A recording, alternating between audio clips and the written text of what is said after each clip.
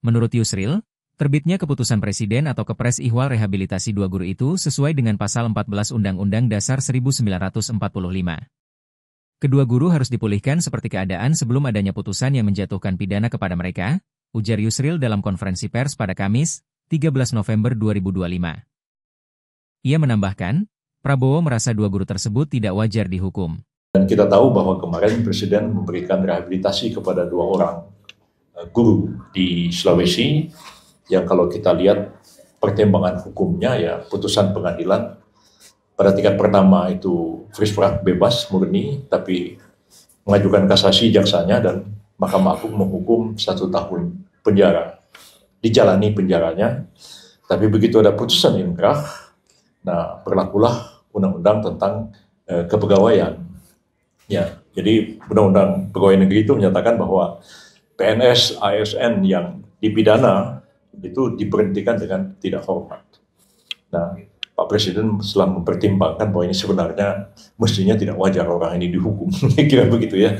Ya, ini minta maaf, bukan saya mengomentari pengadilan, tapi kalau saya hakimnya saya akan mengatakan ini paling tidak onslaught. Ya. Perbuatannya ada, tapi bukan tindak pidana, mestinya begitu.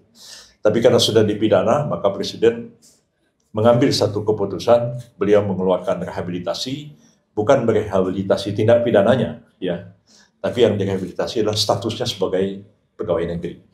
Jadi itu tidak ada dalam putusan pengadilan, itu konsekuensi dari putusan yang menyatakan dia bersalah, dan di area itulah Presiden mengeluarkan putusan untuk memberikan rehabilitasi. Bahwa kalau untuk menghapuskan pidananya, silakan mereka mengajukan PK kepada Mahkamah Agung, ya meskipun perkaranya sudah pidananya sudah dijalankan, tapi masih mungkin juga Mahkamah Agung memeriksa kembali kasus ini.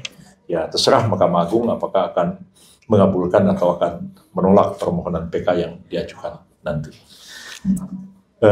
Tadi saya diberitahu sama Pak Profesor Fitra bahwa dulu pernah ada Pak Fitra tadi. Ternyata dulu pernah juga dikeluarkan rehabilitasi terhadap seseorang, Pak